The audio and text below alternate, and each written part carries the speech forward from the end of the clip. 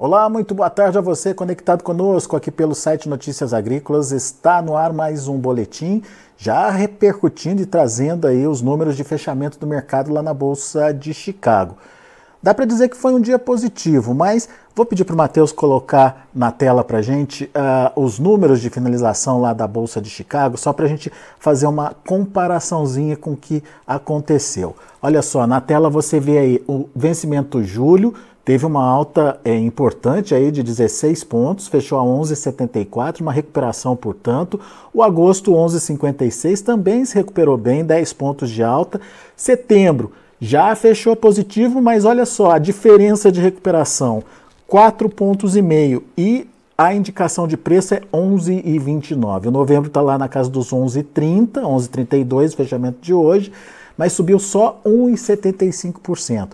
Portanto, temos aí uma diferença acontecendo entre precificação dos contratos mais curtos para a precificação dos contratos mais longos, que já refletem a safra americana. Vamos conversar com o Carlos Cogo, da Cogo Inteligência em Agronegócio, que o Cogo tem uma avaliação bastante importante para ser feita sobre essa questão, principalmente porque está se desenhando aí, pelo menos aparentemente a gente vai confirmar isso com o Cogo, uma oferta que vai justificar pressão nos preços lá na frente. Dá para dizer isso, Cogo? Como é que você viu Chicago hoje? Enfim, o que a gente pode entender dessa diferença dos contratos curtos para os mais longos? Seja bem-vindo, meu amigo. Obrigado, boa tarde, Alex, e boa tarde a todos que nos prestigiam aqui no Notícias Agrícolas.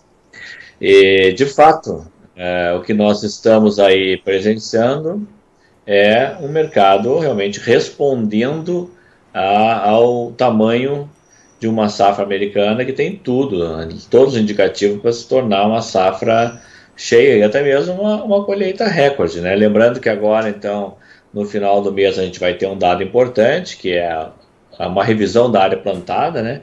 O que vai confirmar se de fato tivemos mesmo um aumento da área plantada com soja e um recuo na área plantada com milho. Como os últimos dados mais recentes da Farm Doc de Illinois, que mede custos e rentabilidade, mostravam rentabilidade negativa tanto na soja quanto no milho dos Estados Unidos, invertendo um cenário que havia pouco tempo atrás, mas a soja ainda era um pouco superior ao do milho o resultado. Então, deve-se confirmar que os Estados Unidos plantou mais soja e menos milho. Se isso for confirmado, e diante dos mapas de clima, tanto das áreas que estão com alguma condição de seca, quanto do que já tem de lavoura em boas condições, foi mostrado ontem no relatório, que gerou a alta de hoje, aliás, né? Foi uma piora das condições, só que é uma piora das condições com mais de 2/3 da safra da área plantada com soja em boas condições. Então, olha os mapas de regiões com seca e olha o mapa da NOAA com as projeções de chuvas para os próximos 3 meses, o indicativo é de colheita recorde dos Estados Unidos. A gente tem esse mapa para mostrar, Cogo. Queria que você explicasse para a gente direitinho o que está desenhado aí, né, Esse mapa será atualizado hoje, né? Então o mapa do lado esquerdo, ele é o Drought Monitor, o monitor de seca dos Estados Unidos, muito olhado por todos os traders e investidores e hedge funds e outros fundos na bolsa, né? E nessas áreas em vermelho, a gente vê, então, algum problema de restrição hídrica, de seca, né?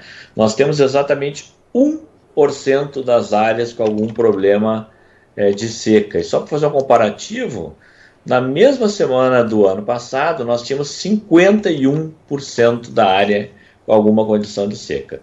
E do lado direito, então, as projeções de precipitações, de chuvas sazonais, né, da NOAA, mostrando aí que na maior parte do cinturão, o cinturão, para quem quiser acompanhar, é no mapa da esquerda, onde tem um verde mais escuro, é exatamente o tão falado Corn Belt, né, o cinturão da soja e do milho nos Estados Unidos, né? Quase todo o cinturão com boas condições de chuva pela frente, né? Então, assim, só uma grande catástrofe climática muda o rumo da colheita americana, que está caminhando para ser recorde e realmente continuar influenciando os preços no longo prazo no sentido negativo. E uma safra cheia nos Estados Unidos tem potencial para pressionar preço, Kogo? Perfeitamente, porque, veja bem, nós estamos já num processo de crescimento de estoques de soja no mundo nos últimos 3 anos, né? Tanto que dessa vez nós preparamos uma imagem, um gráfico também, que é o gráfico número 2, exatamente para explicar isso, né? A gente vem numa crescente de crescimento de estoque de soja no mundo, e esse estoque já está projetado agora, então, para setembro de 2025, ao final da temporada 24-25, para a gente entender bem, né? Ela começou agora, vai ter a colheita da safra dos Estados Unidos em setembro, outubro, e depois o resto da contabilidade virá da safra sul-americana, que vai ser colhida então lá em janeiro, fevereiro, até maio, quase junho, no caso da Argentina, de 2025. Se todas essas colheitas forem confirmadas nos níveis que estão sendo estimados, a gente vai caminhar para, em termos absolutos, o maior estoque da história, da ordem de 127 milhões de toneladas, e a segunda maior relação entre estoque físico e consumo projetado, que é o que o gráfico aí vai mostrar para todos que estão nos acompanhando aí, né? A última vez que nós tivemos uma situação similar foi na safra 2018-2019. Àquela época, o estoque existente correspondeu a 33,3% do consumo, né? Ou seja, coisa aí de mais de 120 dias de consumo de soja no mundo. E os preços entraram no processo de declínio gradual e ficaram aí baixos durante um bom tempo até esses estoques começarem a cair. Estamos agora começando novamente esse processo. Isso fica bem claro, né, Kogo, nessa linha vermelha aí do gráfico que você traz para a gente, principalmente no momento em que os estoques começam a crescer ali, né? O preço vai caindo, é na contramão mesmo, né? O estoque cresce, preço cai, né? Essa é uma análise bem fundamentalista, né, que ela não contraria a análise gráfica mostra a mesma coisa. A análise gráfica, né, porque estamos assistindo a leitura da resistência, do suporte, né, que mostra o preço de curto, médio, longo prazo. E a análise fundamentalista, essa que está aí, né, a linha vermelha, então, é o preço da soja, que está no eixo à direita, né? Então, o preço da soja naquele ano lá, naqueles anos lá, começou a cair e desceu até 8, 9 dólares por bushel. Ficou nessa faixa aí durante 1 ano e meio, 2 anos, até que isso acaba desincentivando plantios, né? O preço, os estoques vão caindo e o preço vai subindo. Nós estamos na mesma fase agora de construção dos estoques e de queda do preço. Então, os estoques seguem crescendo, já é o 4º ano consecutivo que nós vamos ter aumento em número absoluto e em termos relativos, ou seja, a reserva do estoque em relação ao consumo. E pelo 4º ano consecutivo, a curva de preço de soja caindo, descendo de 16 dólares por bushel para 14, para 13 e agora se encaminhando na direção dos 11 dólares por bushel. Bom, mas ainda assim a gente tem um preço interessante para a soja, Kogo. Dá para frisar ou dá para bater o martelo sobre essa condição? Dá sim, dá para dizer que é isso sim, até porque os futuros dos próximos 10, 12 meses, todos estão acima dessa média dos últimos 10 anos, que é 11 dólares e 30 cents, e inclusive aí, né, com níveis aí até próximos de 11 dólares e 50 cents ali para o primeiro semestre do ano que vem. Então, assim, ainda não é o melhor momento, ele já passou, né? O produtor brasileiro já deveria ter feito fixações de soja, pois nós experimentamos a linha dos 13 por bushel, dos 12,50, dos 12, durante um período bem razoável, e todas essas camadas de preço já foram perdidas. A venda antecipada não avança e estamos caminhando para repetir um novo ano de más estratégias de comercialização de soja no Brasil. É bem difícil, bem duro dizer isso, mas essa é a grande verdade. O produtor não se atentou, então, para essa possibilidade. Ele está contando com um milagre de quebra de safra nos Estados Unidos e, quem sabe, até de quebra de safra aqui na América do Sul, no final das contas. Exatamente. O produtor o fato não está satisfeito com esse patamar de preço e está também contando com a hipótese de uma quebra de safra ou lá nos Estados Unidos ou depois na América do Sul. Lembrando que realmente nós estamos aí prognóstico de quase 90% de chance de ter uma laninha iniciando entre julho e setembro deste ano, e a laninha tem históricos mesmo de quebras de produtividade, principalmente na Argentina, no Paraguai e no Rio Grande do Sul. Mas também nós temos históricos de anos de laninha que não tem prejuízos nas safras da América do Sul, temos ambos. Aí depende do grau de risco que cada um quer correr nas suas estratégias de venda, né? Os momentos foram vários, oportunos para vender, não foram aproveitados, e ainda dá para dizer que ainda é tempo sim de fazer uma fixação e aproveitar, porque aos preços atuais, é mais importante de tudo, a soja deixa margem positiva sobre o custo operacional que o produtor tem em todas as regiões do Brasil em nível de produtividade ok, ou seja, onde não houver quebra de safra, o produtor teria lucro. Então, a rigor, não há motivo ainda para continuar apostando numa alta de preço futura que não está no radar, né? Acho que a gente pode até, com isso, até ver mesmo o fechamento, aí, o gráfico número 3, né, que ele mostra o fechamento aí da Bolsa hoje, e ficar prestando atenção nesses valores de longo prazo, né? E até por curiosidade, o contrato novembro de 2027 hoje fechou em 10,72. Só curiosidade, porque um prazo tão longo não tem tanta liquidez, né, como os outros contratos. Mas, embora não tenha liquidez, ele tem uma informação que é a direção do preço futuro, né, que é o que nós mostramos naquele gráfico anterior dos estoques, né, a direção a curva de baixa, né? Coisa que o mercado de trigo, por exemplo, não tem, que o mercado de milho não tem. Então, o mercado futuro reflete corretamente as situações de oferta e demanda? Sim, com certeza. O mercado de trigo está refletindo uma alta, o mercado de milho está refletindo uma alta de preço futuro, e aqui não, aqui o viés de médio e longo prazo é um viés de baixa de preço. Nesse gráfico a gente vê a linha vermelha representando a média dos últimos 10 anos e como os preços futuros estão flutuando, a maior parte acima dessa linha, mas quando a gente olha ali em novembro de 25, já perdeu, né, Kogo, esse Exatamente. Patamar. Novembro de 25 já perdeu, né? Vai ser uma entre-safra da América do Sul, né?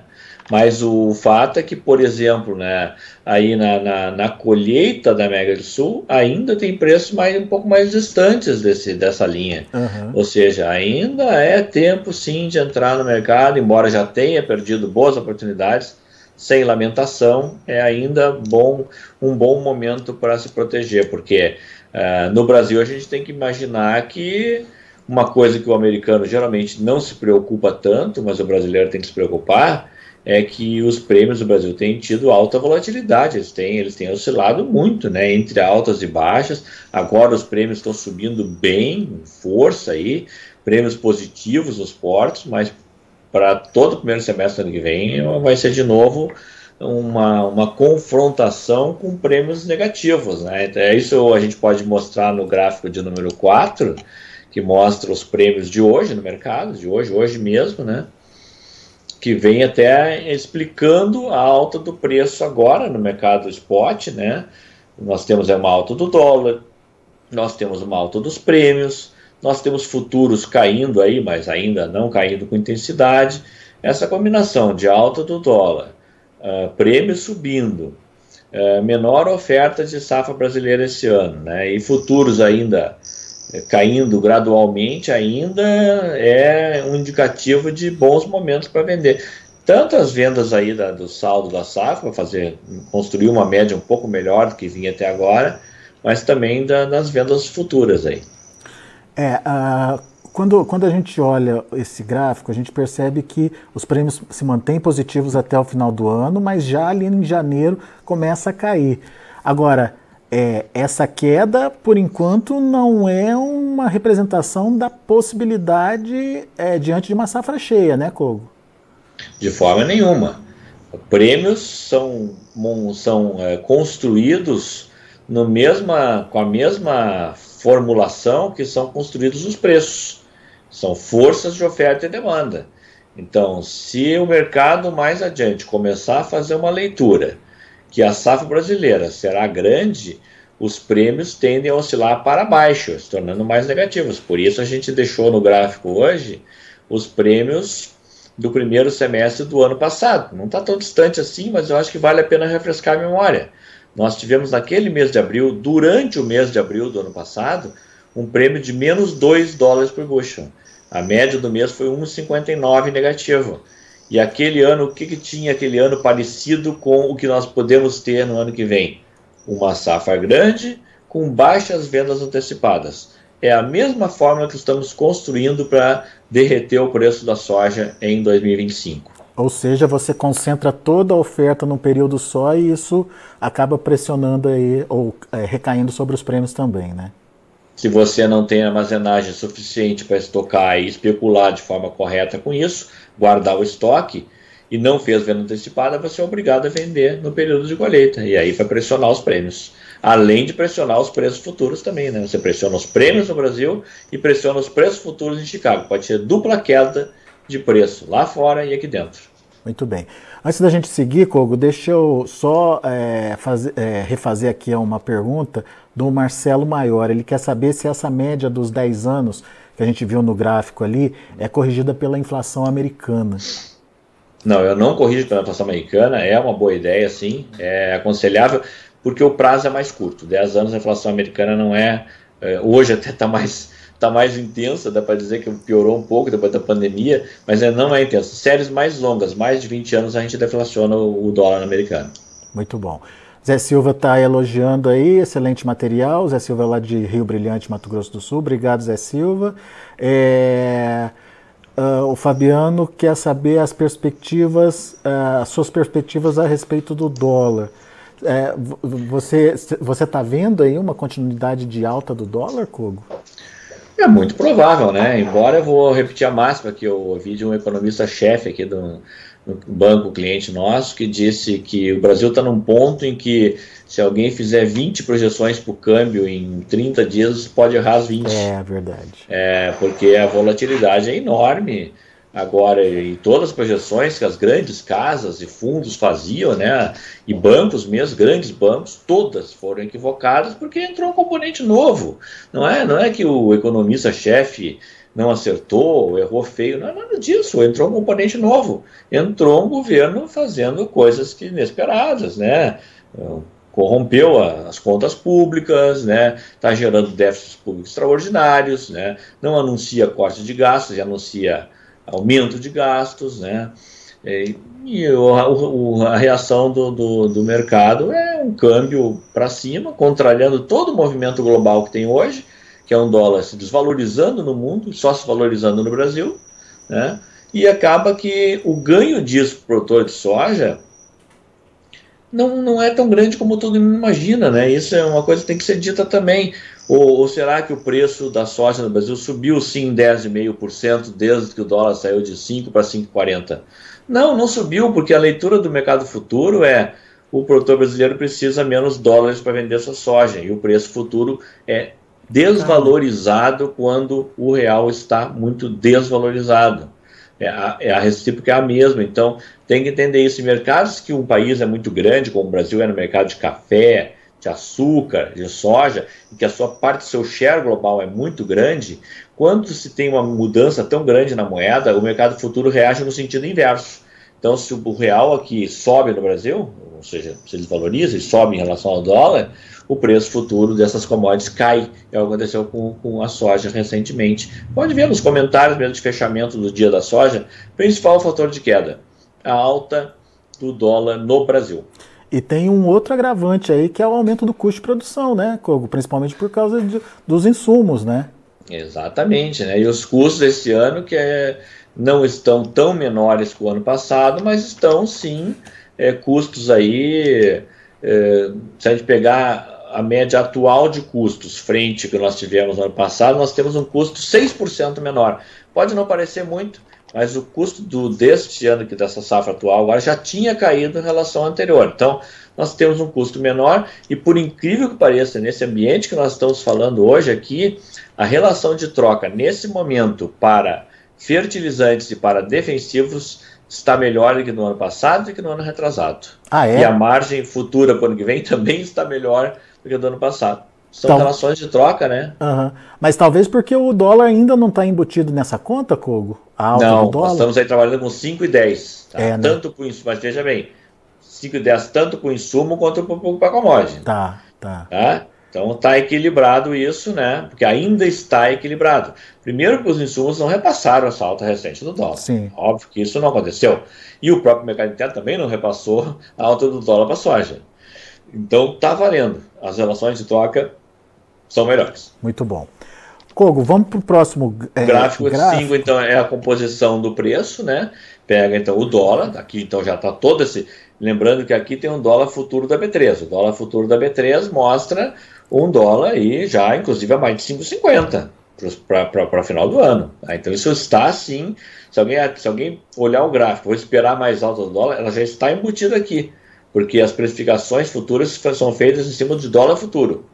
E ele está embutido aqui. Então, aqui nós temos o prêmio no Brasil, mais o dólar futuro, e spot, claro, e o preço de Chicago. Então, nós temos aí realmente uma curva de preços sustentados e até com viés de alta até o final do ano. Mantém-se isso, né? O preço já subiu mais de R$25 por saca desde o começo do ano. A gente tem ali um patamar comparando julho de 24 com julho de 25, um patamar de 136 contra um patamar de 128, ou seja, já é uma perda considerável aí, em coisa de um ano, né? Exatamente, né? E assim, pensando que o preço já começa a declinar em janeiro, o prêmio de janeiro já está negativo, o prêmio de março e abril, maio bem negativos, e aí nós temos simplesmente, em relação aos patamares atuais, uma perda de R$12, R$13 por saco. É verdade. Isso aí pode ser a margem de lucro indo embora pelo ralo. Isso é o oeste do Paraná. A gente tem uma comparação o outro também. Então, Sorriso, Mato Grosso. Vamos ver o gráfico. Coisa, preço sobe até 124 e desce para 111, uma perda de R$13 por saca aqui. Pode ser a diferença entre lucro e não lucro. O movimento é o mesmo, o que muda só é o valor nominal ali da soja, né? Lembrando que a precificação de prêmios é a mesma a qualquer origem, né? O que muda é o diferencial de frete. Perfeito. Kogo, mas vamos tomar como base esses preços, né? E imaginando o produtor na hora de tomar a sua decisão. Olhando um março de 25 para o médio norte do Mato Grosso, a R$ 112,91, isso é atrativo para ele, Kogo? Dá para dizer que o produtor não considera atrativo. Tá? Isso é ok, a gente pode concordar com isso. Agora, se esses valores aí estão mostrando uma margem bruta para o produtor, se quiser construir a venda nesses patamares, ele tem uma margem bruta de 30% na região, essa mesma região do Médio Norte, é uma margem líquida muito pequena, 6%.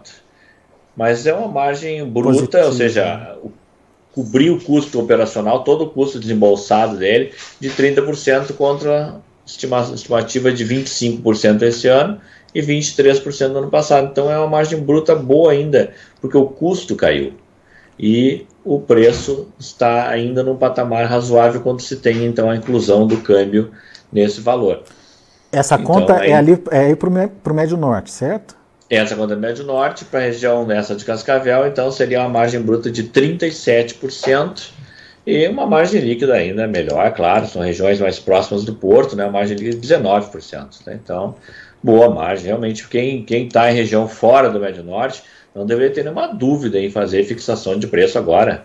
Tanto que poucos clientes que nós temos aqui, que são produtores de soja, que são fazendas ligadas a bancos e outros, todos já estão bem protegidos nesse patamar de preço aí, bem quietos e só vão voltar ao mercado daqui a um bom tempo, quando tiver outra linha de raciocínio ou outra fundamentação que não seja essa. Ou seja, participar do mercado ainda é viável e traz uma rentabilidade. Tem que fazer conta, né, Kogo? Ainda é menos arriscado, no mínimo. É, até pelas condições de super safra que vem se desenhando aí, né, ou de grande safra que vem se desenhando aí lá nos Estados Unidos, né? Precisaria ter uma quebra também muito grande na safra da América do Sul, porque o Brasil está se encaminhando para produzir 164, 165 milhões de toneladas no ano que vem. A área plantada realmente deve se repetir, não tem nenhum sintoma ou sinal de que vai ser menor. E teria que ter uma quebra muito grande numa Argentina, por exemplo. O Paraguai não seria suficiente para gerar um estresse grande no mercado diante de tamanho estoque, né? O Paraguai é importante, mas diante de tamanho estoque. Argentina, sim, com 50 milhões de toneladas projetadas, se perder, por exemplo, metade da safra, o mercado reage, não tem dúvida. Mas tem que esperar que os argentinos sejam aí dizimados, né, para ter, que é uma coisa que não acontece sempre, né? Tiveram a maior seca da história dos últimos 100 anos no ano passado. E a projeção de volta do Laninha ainda não é consistente, né? A gente estava acompanhando aí, existe sim a perspectiva do Laninha, existe sim a formação, o resfriamento lá do oceano acontecendo, mas até agora não se bateu o martelo se é um Laninha fraco, se é um Laninha intenso, enfim, e como que isso vai mexer com a atmosfera, né? Exatamente, tanto que nos relatórios da NOAA já é a segunda ou terceira vez que se empurra para frente a projeção de início do Laninha. Exatamente. Né? Ainda não está configurada. Né? Então, realmente, assim, tudo ainda aponta para ser um bom momento para entrar e reduzir o patamar de risco para a próxima temporada. Kogo, eu acho que não dá para ser mais claro, mas vamos botar os pingos nos is aqui. Tem que participar, né, Kogo, para não correr risco. Nós estamos caminhando, como eu disse, o nível nós temos aí hoje 11% da safra fixada para o ano que vem, em termos de Brasil. É nada. Se nós caminharmos para fazer a mesma coisa do ano passado, que foi fazer 26, 27% da venda da safra fixada, nós vamos ter mais de 70% da safra em aberto, sem capacidade estática, pressionando todo o sistema portuário, desmanchando prêmios e perturbando o preço futuro em Chicago. E aí sim vai ser muito pior do que nós estamos vendo aqui nessas projeções de hoje. Esse percentual de 11%, na sua avaliação ou pela sua experiência, teria ou poderia avançar para quanto aí, para dar essa tranquilidade para o produtor? No mínimo 30% a 35%. O ideal seria realmente o Brasil entrar como era o seu histórico que ele tinha antes disso, que era entrar com 35% a 40% negociados, né? Mas a gente não tem isso, tem atraso na venda de sementes, de fertilizantes, de defensivos, fertilizantes atrasados ainda. O produtor parece que está começando a tomar gosto pelo excesso de risco, né? O que é uma coisa bastante ruim, né, em termos de planejamento estratégico de comercialização. E daí fica esperando aquelas reações a conta-gota que a gente vê, né, Kogo? 2 dias, um dia de melhor. Torcer por uma quebra de safra do vizinho e ele não ter quebra de safra. É verdade. Kogo, não é fácil não, mas enfim, estamos aqui trazendo a informação. O produtor que trate de entendê-la, né? Perfeitamente, o nosso trabalho é esse. Muito bom. Meu caro, mais uma vez, muito obrigado, viu, pela aula aqui pra gente, pela aula de informação e mais do que só a informação, demonstrando através de gráficos, através de fatos, através de informações, o que pode acontecer lá adiante. Por isso esse alerta de produtor não deixar para a última hora aí para fazer os seus negócios. Não precisa vender tudo, né, Kogo? Mas já garante uma parte aí, garante pelo menos o custo de produção nesse momento aí para não ficar apertado lá na frente, né? Exatamente, não precisa vender tudo, não. Tem que só cobrir a sua lucratividade, manter as suas margens ativas, né? Nós estamos enfrentando um período de baixa de preço de commodities. E esse período tem que ser enfrentado com estratégia e não com achismos ou em grupinhos de WhatsApp. Tem que ser com um tratamento profissional disso, né? Com operações de hedge, de put, call, né? Utilizar bem os mercados de opções, né? Utilizar as fixações futuras, né? Olhar a margem, é a hora que se separa, né? Eu sempre brinco, separa-se os homens dos meninos, e hoje, no politicamente correto, separa as mulheres das meninas, né? A hora em que você se prepara de verdade para vou enfrentar tempos difíceis. Tempos difíceis tem que ter uma postura também arrojada, né? E não simplesmente ficar para trás esperando que alguma coisa aconteça. O Altair Miller está participando aqui com a gente, está dizendo que olha, eu acho que o produtor está muito desanimado, mas não tem que desanimar não, tem que levantar a cabeça e encarar aí o que está vindo pela frente, e como o Kogo bem colocou aqui para a gente, saber tomar a decisão certa na hora certa e fazer uma boa estratégia. No final das contas é isso, é garantir dinheiro no bolso. Ninguém quebra com renda positiva, com margem positiva, né, Kogo? Exatamente, né? Então, se é lamentável que a gente cada vez passa aí 20, 15, 20 dias, a gente volta aqui e a situação está pior do que há 20, 40 dias atrás, e parece que não é suficiente para reagir. Mas eu vou dar pelo menos alguma coisa para fazer o conforto, né? Os Estados Unidos, nesse nível de preço, não tem lucro em nenhuma região do país e nenhuma situação de propriedade, nenhuma. Né? Ou seja, o processo natural disso é as áreas vão começar a cair, os plantios caem onde você tem menos competência de custo, mas tem que estar preparado para isso. E o bom momento é fixar a um valor que você ainda tenha o lucro preservado. E até os estoques se ajustarem de novo, né, Kogo? Vai um tempinho aí. É um processo lento, ou vai envolver uma quebra de safra, ou um grande crescimento de demanda que não está em vista, né? Então tem que acontecer uma coisa muito diferente. E a gente não pode se preparar para aquele diferente que não está palpável, e sim para aquilo que você tem palpável. Palpável, estoques globais gigantes, relações estoque-consumo confortável. Isso é palpável. Show de bola, Kogo. Meu amigo, mais uma vez, muito obrigado, viu, pela disponibilidade de estar aqui com a gente, disponibilidade de dividir aí as suas informações com o nosso público. Volte sempre, Kogo. Eu agradeço o espaço também, um abraço a todos e boa semana. Até a próxima, boa semana.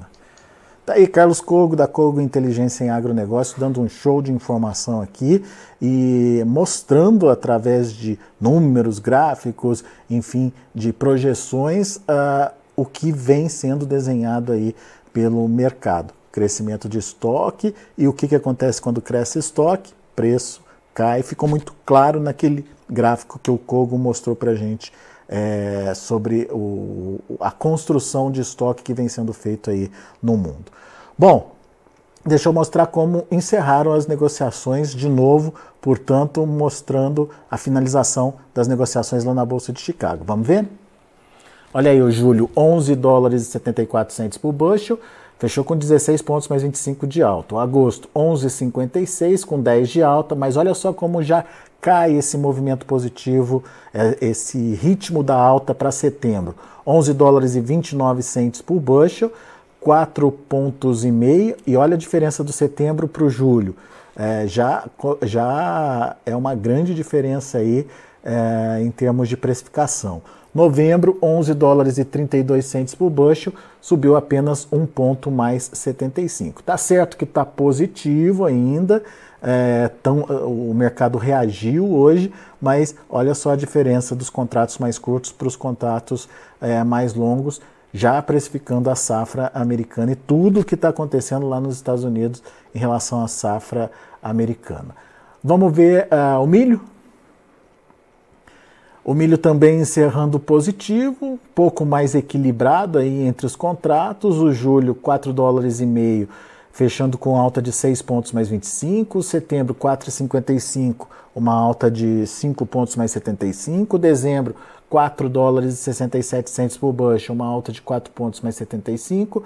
E o março de 25, 4 dólares e 78 centes por bushel, subindo 4 pontos e meio. Esses são os números do milho. Vamos ver o trigo.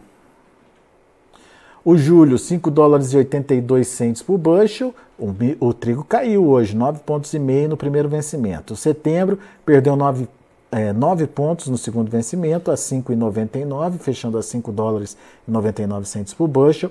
O dezembro, 6 dólares e 23 centes por bushel, perdendo 7 pontos mais 75. E o março, 6 dólares e 42 centes por bushel, perda de 6 pontos mais 25. Esses são os números, portanto, de fechamento de mercado nesta terça-feira lá na Bolsa de Chicago. A gente vai ficando por aqui, agradeço muito a sua atenção e a sua audiência. Notícias Agrícolas, informação agro-relevante e conectada.